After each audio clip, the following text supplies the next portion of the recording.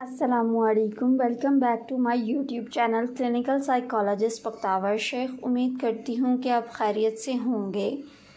अगर तो आप मेरे चैनल के ऊपर नहीं हो तो काइंडली मेरे चैनल को सब्सक्राइब कर लें और बेल नोटिफिकेशन को ऑन कर लें। ऑनलाइन सेशंस की बुकिंग के लिए आप दिए गए नंबर के ऊपर रब्ता कर सकते हैं। आज के वीडियो में हम बेसिकली देखेंगे कि डिसोसिएशन डिसऑर्डर बेसिकली होता क्या है, उसकी साइन एंड सिम्टम्स क्या क्या हैं। डिसोसिएटिव डिसऑर्डर बेसिकली एक मेंटल डिसऑर्डर है जिसमें इंसान जो है वो डिसकनेक्शन हो जाती है, यानी कि वो चीज़ों के साथ उसका कांटेक्ट नहीं सही से हो पा रहा होता है। उसके थॉट्स के दरमियान, उसकी मेमोरीज़ के दरमियान, उसके इर्द गिर्द के लोगों के साथ और उसकी अपनी शख्सियत के साथ भी वो कट ऑफ कर लेता है। डिसोसिएटिव डिसऑर्डर बेसिकली जो होते हैं उसके पीछे बहुत सारी रीज़न्स हो सकती हैं। उसकी अनहेल्दी लाइफ और उसकी ज़िंदगी में कोई ऐसा ट्रॉमा, कोई ऐसा फेज़ आ गया हो जिसकी वजह से वो उस चीज़ का शिकार हो जाता है।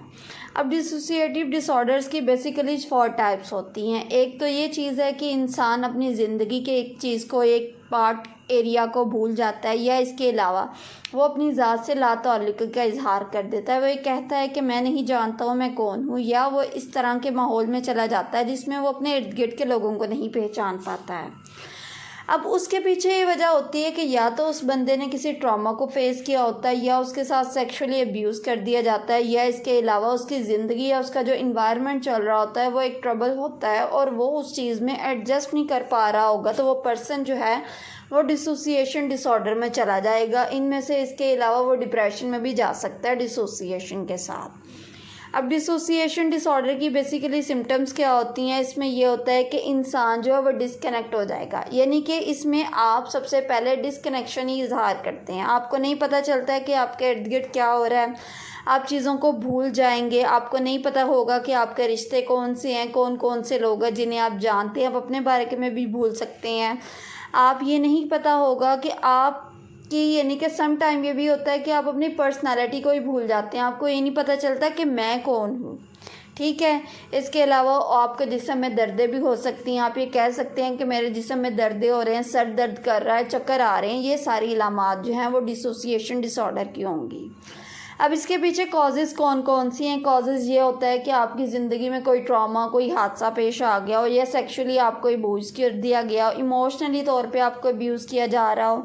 इसके अलावा आपके घर का जो इन्वायरमेंट है वो ऐसा है जो पेनफुल है, या इसके अलावा आप कहीं बाहर जाते हैं, कहीं सराउंडिंग में जाते हैं, किसी ने आपको कुछ कह दिया है, अब वो चीज़ आपके दिमाग में बैठ गई है। अब आप उससे ज़हनी तौर पे नहीं लड़ पा रहे होंगे, तो फिर वो जिस्मानी तौर पे ज़ाहिर होने लग जाता है। इसमें लोग बहुत सारी क्लेम करते हैं, हमारे सर में दर्द है, हमें चक्कर आ रहे हैं, बार बार गिर रहे हैं, बेहोश हो रहे हैं, चुप कर जाते हैं, लड़खड़ा के बोलना स्टार्ट कर देते हैं। ये सारी जो हैं ये डिसोसिएशन डिसऑर्डर्स की जो हैं वो सिम्टम्स हैं।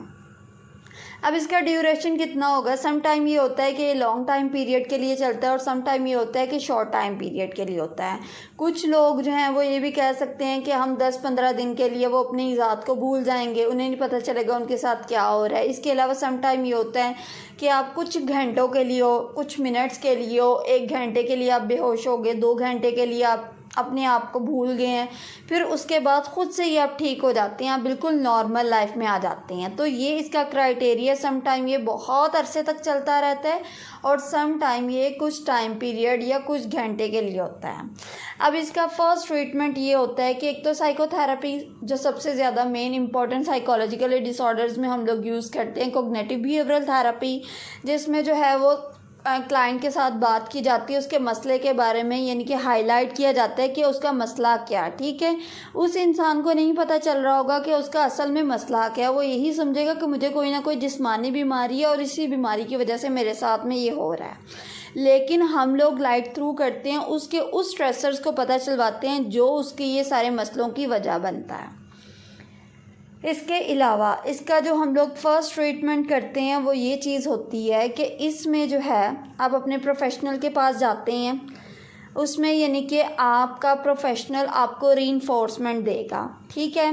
वो आपके साथ एक बाउंडिंग बड़ी अच्छी बनाएगा। फिर उसमें ये देखेगा कि कौन कौन से फैक्टर्स हैं जो आपकी डिसोसिएशन की वजह बन रहे हैं। आपको कोई हरास तो नहीं कर रहा, आपने किसी को यानी कि वो स्टिग्मा जो आपके माइंड में बैठ गया है कि यहाँ पे जाने से या किसी के इंसान के डर से जो स्टिग्मा आपके माइंड में बैठ जाते हैं, वो इन स्टिग्मा को रिजॉल्व करता है। सम टाइम हम लोग पॉजिटिव रीइंफोर्समेंट भी देते हैं और सम टाइम हम लोग इसमें नेगेटिव रीइंफोर्समेंट भी दे रहे होते हैं। इसके अलावा कुछ हेल्दी टिप्स हैं जो आप डिसोसिएशन डिसऑर्डर्स में आपको काफ़ी ज़्यादा हेल्पफुल होती हैं। एक तो ये है कि आप लिखना स्टार्ट कर दें। आप उन चीज़ों को, उन पॉइंट्स को याद रखें जो चीज़ें आपको समझने में मुश्किल पेश आ रही है। इसके अलावा चीज़ों को आप विजुअलाइज करें, ठीक है। उसके ऊपर यानी कि अपनी ग्राउंडिंग टेक्निक्स भी देखें। आप ये देखें कि आपके इर्द गिर्द कौन से लोग मौजूद हैं, उन लोगों के साथ कांटेक्ट करें जिन लोगों ने इस तरह के यानी कि डिसऑर्डर का शिकार होते हैं। फिर उनसे पूछें कि इनमें से किस तरह से निकला जाता है। ख़ुद अपने स्टिग्मा के साथ, अपने इशू के साथ, अपने प्रॉब्लम के साथ डील करने की आदत डालें। इसके अलावा और बहुत सारी हेल्दी एक्टिविटीज़ हैं जो आप इस डिसऑर्डर से निपटने के लिए कर सकते हैं। Thank you so very much for watching this video. अल्लाह हाफिज़।